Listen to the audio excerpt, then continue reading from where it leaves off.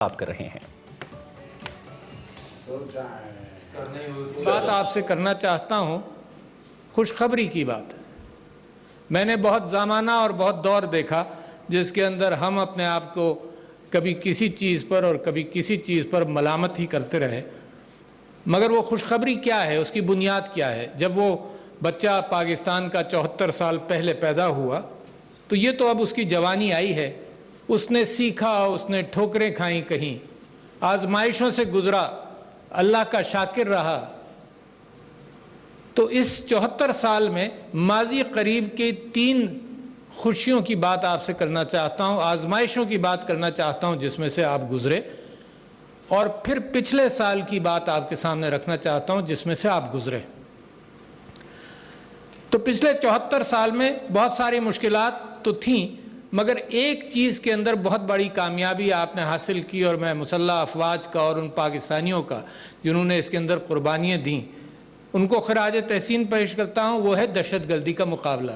دنیا کی کسی قوم نے اس انداز سے مقابلہ نہیں کیا دہشت گردی کا جتنا پاکستان نے، اور جس انداز سے کیا اور جس کامیابی سے کیا۔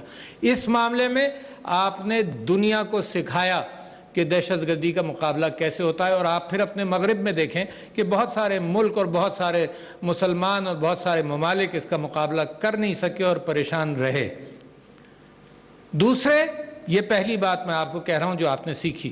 دوسرے، آپ نے 35 لاکھ افغان مہاجرین کو اپنے پناہ دی، اور مجھے آج تک یہ بات یاد نہیں کہ کسی سیاستدان نے، کسی نے کہیں یہ کہا ہو، اس بات کے خلاف کوئی بات کی ہو، اور وہ مسلم امہ کے حوالے سے ہمارے بھائی ہیں، اور ہم نے دل کھول کر ان کو ویلکم کیا، اور آج بھی 27 لاکھ موجود ہیں۔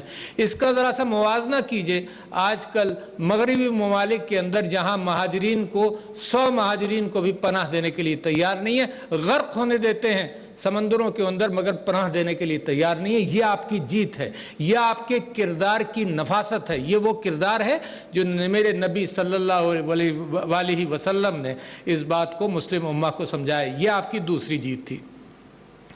تیسری جیت آپ کی یہ تھی، یہ پچھلے 74 سال کی بات کر رہا ہوں، تیسری جیت آپ کی یہ تھی کہ آپ نے اپنے اندر سے انتہا پسندی کو ختم کیا، آپ نے جوڑا، آپ نے قوموں کو جوڑا، اور قوموں کو جوڑنا اس اتحاد کی تلاش تھی جو اتحاد قائد اعظم محمد علی جناح نے قوم سے کہا تھا، اتحاد، تنظیم اور ایمان۔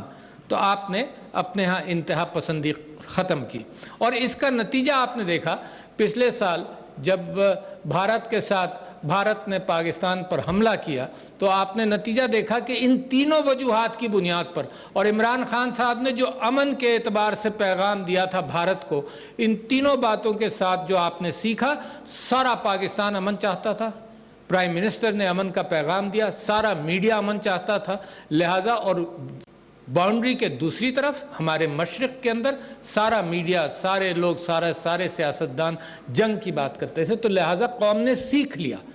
میں آپ کو یہی بتانا چاہتا ہوں، یہ خوشخبریاں ہیں کہ آپ نے سیکھا کیا، کن آزمائشوں سے گزرے۔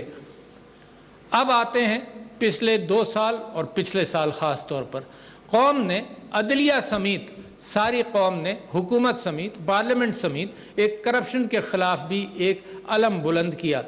اس میں کنٹروورسیز ہو سکتی ہیں، مگر ایک نیت کا اظہار قوم نے کر لیا، جس کی عکاسی لیڈران پارلیمنٹ نے اور پرائم منسٹر صاحب نے بڑے زور و شور کے ساتھ کی۔ یہ آپ کی جستجو جاری رہے گی۔ مگر جیت کیا ہوئی؟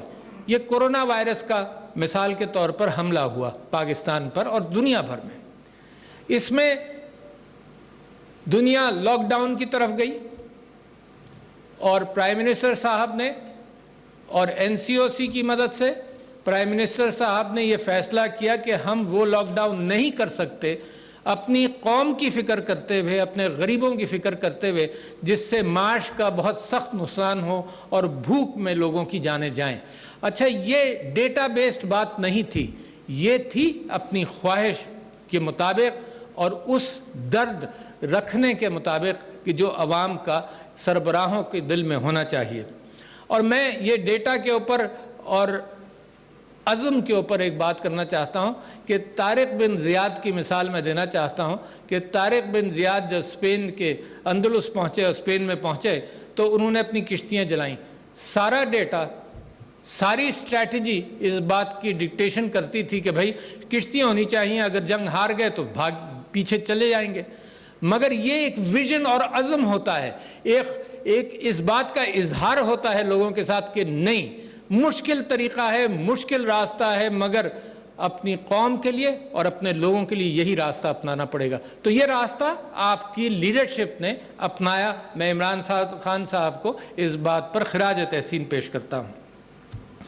उस स्मार्ट लॉकडाउन के साथ साथ दूसरा काम आपने क्या किया, और मेरी गुफ्तगू प्राइम मिनिस्टर साहब के इस हवाले से रही, दूसरा काम आपने ये किया कि जब मसाजिदें सारी दुनिया के अंदर बंद हो रही थीं, लॉकडाउन में जा रही थीं, तो हमने फ़ैसला ये किया कि मुसलमान एक डिसिप्लिन कौम है, वज़ू करके नमाज पढ़ने 5 वक्त मस्जिद में जाता है। इस डिसिप्लिन कौम को ही हिम्मत दिलाएं कि तुम खुद अपने ऊपर ये डिसिप्लिन सोशल डिस्टेंसिंग का, तहारत का, सफाई का और कोरोना वायरस के मुकाबले के एतबार से अपनी तरावियाँ भी जारी रखो। आपका मुल्क दोबारा दुनिया में पहला मुल्क था जहाँ पर ये सोशल डिस्टेंसिंग के साथ आपने अपनी तरावियाँ वगैरह और इबादतें जारी रखी।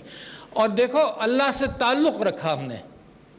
जब अल्लाह से हमने ताल्लुक़ रखा तो हमारी जो कोशिशें थी स्मार्ट लॉकडाउन की, which was a risky situation, उसमें अल्लाह ताला ने बरकत डाली। दूसरी ये इसके अंदर आपने अपने इस्तेहकाम के हवाले से और अपने नज़म के एतबार से आपने अपना वज़न डाला। उलमा, मीडिया ने मुसलसल ये तलकीन करते रहे, मैं उनका भी मशकूर हूँ कि SOPs अख्तियार करो, और अभी भी ज़रूरी हैं। आपने देखा, आप सब लोग यहाँ मास्क पहन कर आए हैं, अभी भी कोरोना वायरस का पूरा मुकाबला हम नहीं कर सके हैं, इंशाअल्लाह कर लेंगे। जो हमने सीखा, जो डिसिप्लिन पैदा किया, उसकी बुनियाद पर कर लेंगे। मुहर्रमुल हराम भी आ रहा है और उसके अंदर, उस महीने के अंदर भी इंशाअल्लाह अपनी एहतियातें जारी रखेंगे। मैं इसके साथ साथ डॉक्टर्स का पहले उन लोगों के साथ भी ताज़ियत कर लूँ जिनके लवाहिकीन इसके अंदर फौत हुए, और उन डॉक्टर्स, नर्सेस का शुक्रगुजार हूँ जिन्होंने इसके अंदर बड़ी मेहनत की। मगर ये जीत किस तरह से, ये तो आपने किया ना, मगर आप दूसरी कौमों को देखें। जब हमने SOPs मसाजिद के हवाले से बात तय की तो सब लोग, क्रिटिकल लोग जो क्रिटिसाइज़ कर रहे थे, उन्होंने कहा कि ये कौम अनडिसिप्लिन्ड है, ये कौम अनपढ़ है, ये नहीं कर सकती। तुम देखना यूरोप में और मगरिब के अंदर किस तरह से डिसिप्लिन होगा। और आपको ताज्जुब होगा कि आपने ये देखा कि वहाँ के बीचेस के अंदर वहाँ कैसे लोगों ने मुजाहरा किया और पाकिस्तान के अंदर क्या मुजाहरा किया। We were certainly better. ये कौम का इखलाक और कौम का तंजीम के एतबार से एक कन्विक्शन बेहतर हुआ। फिर क्या हुआ इसी के अंदर, मैं समझता हूँ कि पाकिस्तान की तारीख़ में ऐसी बात नहीं हुई। दूसरे ममालिक ने यह कहा कि हमें पाकिस्तान से सीखना चाहिए। तो मैं जो आपके सामने खुशखबरियों की एक लंबी कतार और चीज़ें बयान कर रहा हूँ, वो इसी नियत से कर रहा हूँ कि ये बच्चा जैसे जवान हो रहा है तो बच्चों को और बड़ों को और अपनी औलाद को जिस तरह से मैं तरबियत करने की कोशिश करता रहा हूँ, वो हिम्मत दिलाते हैं। ये कहते हैं कि बेटा तुम कर सकते हो, बेटी तुम कर सकती हो, तुम में ताकत है, ना कि ये कहते हैं कि तुम नहीं कर सकते, तुम तो ये हो, तुमने तो ये गलतियां की। तो लिहाजा इस 14 अगस्त को मैं वो खुशखबरियाँ आपके सामने रखना चाहता हूँ। सुन्नत नबवी पर अमल करने की कोशिश ही कर सकता हूँ कि मुसलमान कौम और ख़ास तौर पर पाकिस्तान की कौम जो है वो उठ कर जो खड़ी हो रही है। प्राइम मिनिस्टर साहब ने एक लफ्ज़ इस्तेमाल किया, द टिपिंग पॉइंट, और मैं बड़ा मुतमईन हूँ इस बात से कि ये है टिपिंग पॉइंट, कौम बदल रही है। उसकी एक मिसाल आपके सामने रखी। दूसरा बड़ी मिसाल जो जीत इस साल की है, उसके अंदर एक एहसास प्रोग्राम। देखें, आइन का एक माहिदा है सारे पाकिस्तानियों के साथ कि उनकी आइन ने एक सोशल और एक समाजी पैक्ट है आइन का, स्टेट का, अवाम के साथ, और उसके अंदर है ये फ़िक्र करना गरीब की, उसके हाथ पकड़कर उसके साथ चलना। आपने एहसास प्रोग्राम आपके मुल्क में हुआ जिसके अंदर 1,69,00,000 लोगों तक ये रकम एहसास की पहुंची मुश्किल वक्त में। अच्छा, मुश्किल वक्त ही वो वक्त होता है जिसके अंदर आपका रिश्तेदार अगर बीमार हो, परेशान हो, आप मदद करते हैं तो वो बॉन्डिंग होती है, वो आपकी मोहब्बतें बढ़ जाती हैं। तो स्टेट ने अवाम के साथ एक बहुत बड़ी बॉन्डिंग की है یہ محبتیں بن گئی، یہ قوم متحد ہوئی ہے اس بنیاد کے اوپر. اور 1 کروڑ اگر 69 لاکھ لوگوں تک یہ احساس پروگرام جو بہت ٹرانسپیرنٹ، جس پر بہت کسی نے انگلی نہیں اٹھائی، جس کے متعلق پرائم منسٹر صاحب نے مودی صاحب کو کہا کہ ہم سے ایک بات اگر ہم تمہارے شیئر کر سکتے ہیں تو یہ لے لو. یہ بہت اچھا ہم نے طریقہ کار اختیار کیا. وہاں پر اور یہاں پر کتنا فرق تھا. لاک ڈاؤن ہوا بھارت میں اور کروڑوں لوگوں کو کہہ دیا گیا کہ تم پیدل جاؤ، 1000 میل دور تمہارا گھر ہے، ہمیں کوئی فکر نہیں، تم جاؤ پیدل جاؤ. مگر یہ کہ یہ لاک ڈاؤن تو ہوگا. یہ ایلیٹسٹ لاک ڈاؤن کی کیفیت تھی جس کے اندر غریب بڑی مشکلات سے گزرا. یہاں ہم نے سمارٹ لاک ڈاؤن کیا اور ہم نے غریب کی فکر کرتے ہوئے احساس پروگرام کے ذریعے ان کے ساتھ محبتوں کا رشتہ بڑا کیا. اگر 1 کروڑ 69 لاکھ خاندان تک احساس کے رقم پہنچی، یہ انہی کی امانت تھی، احساس کی اگر رقم پہنچی تو اس کا مطلب کہ 7-8 کروڑ افراد تک یہ بات ضرور گئی، کیونکہ ہر خاندان میں ہر گھر کے اندر 5-6 افراد تو ہوں گے جو اس سے مستفیض ہوں گے. ایک گھر میں 2 رقومات نہیں پہنچی. پھر میں بات کرنا چاہتا ہوں آپ سے کہ قومیں اگر غربت سے نکلتی ہیں تو 2 وجوہات سے نکلتی ہیں خاص طور پر. ایک تعلیم اور دوسرے صحت. صحت کے حوالے سے آپ نے دیکھا کہ اتنی تیاری کی آپ کی قوم نے، اتنی تیاری کی آپ کی حکومتوں نے کہ جو چیز آپ نے ہسپتال بنائے، بیڈز بنائے، میرے خیال سے کسی جگہ بھی 60 یا 70% سے زیادہ استعمال ہی نہیں ہوئے. تو تیاری آپ کی زیادہ تھی. کریڈٹ ٹو یور آرگنائزیشن کہ آپ نے یہ کام کیا. تعلیم کے اوپر میں آنا چاہتا ہوں کہ کووڈ نے مجبور کیا اور بڑی تیزی سے ہماری تعلیم کی منسٹری نے اس پر، شفقت محمود صاحب انہوں نے اس پر کام کرنا شروع کیا اور یہ بات ٹی وی کے ذریعے بچوں کے گھروں تک تعلیم پہنچی اور IT کا سسٹم بھی اسی کے لیے بہتر کیا گیا. مگر تعلیم کی جب میں بات کروں تو سب سے بڑا اچھا راستہ جو مجھے نظر آتا ہے وہ یکساں تعلیمی نصاب کے حوالے سے تیاری کی ہے. اس میں کیا ہوتا ہے، اس میں ساری قوم ایک اچھے انداز سے اکٹھا ایک سوچ کے اعتبار سے آگے بڑھے گی اور کنٹروورسیز کم ہو کر سب کا سٹینڈرڈ بڑھایا جائے گا. یہ کم سٹینڈرڈ ایک کرنے کا مطلب یہ نہیں ہوتا کہ کم کیا جائے، سب کا سٹینڈرڈ بڑھایا جائے گا. یکساں تعلیمی نصاب ایک پاکستانیت اور ایک مسلمان کو اچھا علم دے گی. اس کے ساتھ ساتھ 50,000 طلباء کو اسکالرشپس دی گئیں، 50,000 ہائر ایجوکیشن کے لیے، یعنی سرپلس تھیں اسکالرشپس. اور اس کے برعکس پہلے دیکھیں نا، آپ تو سیکھتے ہوئے آ رہے ہیں نا، تو پچھلے تقریباً 17 سالوں میں کل 28,000 اسکالرشپس دی گئی تھیں، یہ 50,000. تو جو آپ کی قوم ترقی کرے گی، مضبوط ہوگی، غربت سے نکلے گی، اس کی 2 وجوہات ہوں گی. صحت کا خیال رکھا جائے، ماشاءاللہ بڑی اچھی طرح سے قوم کو میں مبارکباد دیتا ہوں کہ انہوں نے صحت کا کس انداز سے خیال کیا اور جو پیغام پہنچا اس کے اوپر عمل کیا، اور اسی طرح سے تعلیم کے اوپر. پھر میں اب بات کرنا چاہتا ہوں معیشت پر، آپ کی جیت گنانا چاہتا ہوں، وہ خوشخبریاں آپ تک پہنچانا چاہتا ہوں جو پچھلے سال آپ نے حاصل کی ڈسپائٹ کووڈ کے باوجود کی. یعنی دنیا کے اندر یہ ساری چیزوں نے بہت بڑی بڑی آزمائشیں کی، -20% GDP، -15% GDP، اور آپ کے ہاں کیا تبدیلیاں آئیں. کرنٹ اکاؤنٹ کا خسارہ 20 ارب سے آپ 3 ارب پر لے کر آئے. زر مبادلہ کے ذخائر 8.5 ارب سے 12.5 ارب ہوئے. محصولات ٹیکس کے اعتبار سے ڈسپائٹ کووڈ کے باوجود، معیشت کی کمزوری جو ہوئی کووڈ کی وجہ سے، اس کے باوجود آپ نے 300 ارب آپ کا محصولات اور ٹیکس بڑھ گئے. ایک نیا کنسٹرکشن اور تعمیراتی پیکج آیا جو میں سمجھتا ہوں اکانومی کو بڑی تیزی سے ریوائیو کرے گا. اور اس کی عکاسی کہاں ہوئی؟ اس کی عکاسی پاکستان سٹاک ایکسچینج کے اندر ہوئی. جو مستقبل کے اعتبار سے امید لگاتے ہیں، انویسٹ کرتے ہیں، انہوں نے یہ دیکھا کہ پاکستان کے انڈیکیٹرز اچھے ہیں. یہ آپ پاکستانیوں نے دیکھا، باہر والا تو بعد میں انویسٹ کرے گا. یہ پاکستانیوں کو اپنی قوم کے اوپر، اپنے ملک اور اپنی معیشت پر جب بھروسہ ہوگا تو پھر وہ دکھاتا ہے. پاکستان سٹاک ایکسچینج کے ذریعے اس نے 40,000 کا ہدف پورا کیا، جبکہ دنیا کی سٹاک ایکسچینجز نیچے گئیں، پاکستان کی سٹاک ایکسچینج اوپر گئی. ماشاءاللہ مودی نے بھی سٹیبل رینکنگ دی. اچھا، اور ایز آف ڈوئنگ بزنس پچھلے سال کی آپ کی جیت تھی کہ آپ نے 28 سے جمپ کیا. سیمنٹ کی پروڈکشن بڑھ گئی. تو میں صرف یہ کہنا چاہتا ہوں کہ معیشت ایک क्लाइंब की तरफ जा रही है, बढ़ने की तरफ जा रही है, और ये कोविड के बावजूद है। ये बहुत बड़ी जीत है आपकी, मुबारकबाद की मुस्तहिक है ये कौम। अब मैं आना चाहता हूँ कश्मीर के ऊपर। 5 अगस्त यौम इस्तिसाल के तौर पर मनाया। 5 अगस्त 2019 को में हिंदुस्तान ने, भारत ने आर्टिकल 370 को रद्द किया। वो उन्हीं के आइन का आर्टिकल था, वो गारंटीज़ देता था हमें उस आर्टिकल से। अब भी हम ये कहते हैं कि कश्मीर पाकिस्तान का हिस्सा है, इंडिया के आर्टिकल में भी नहीं होना चाहिए था। मगर उसके साथ साथ वहाँ मुजालिम बढ़े।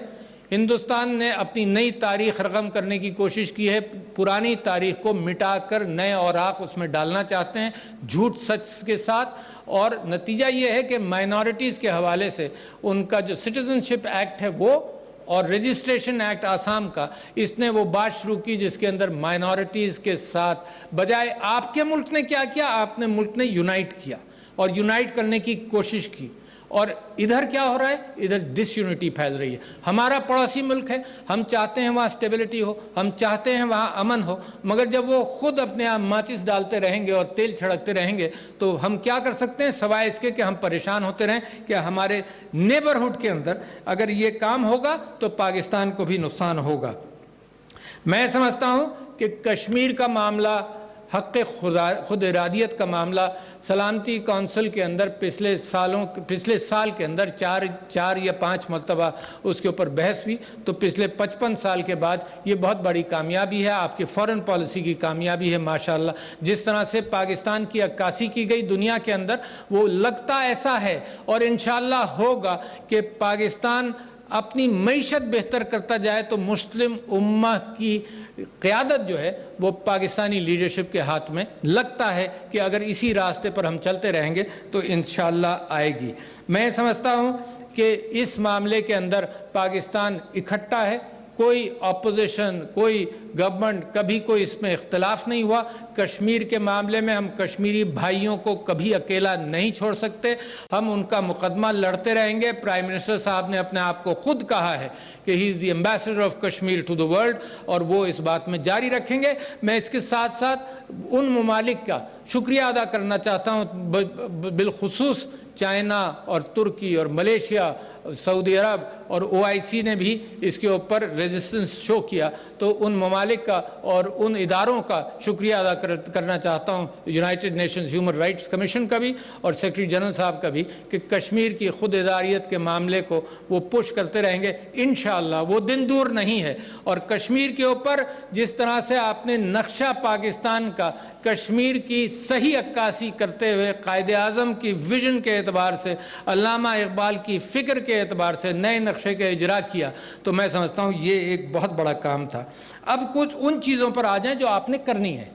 ये तो वो खुशखबरियाँ थी जो मैं आपको देना चाहता था, और मैं परेशान हो चुका हूँ वो देख देख कर हाल कि लोग नीचे करने की कोशिश करते हैं कौम को, और मेरा फ़र्ज़ है इस बात को उजागर करना कि तुम हो, आप हैं ताकतवर, आप में वो ताकत है, आप में वो जुस्तजू है, आप में वो जज्बा ईमानी है कि आप इस कौम को जिस तरह से उठा रहे हैं, आप ये बहुत अजीम कौम बनेगी।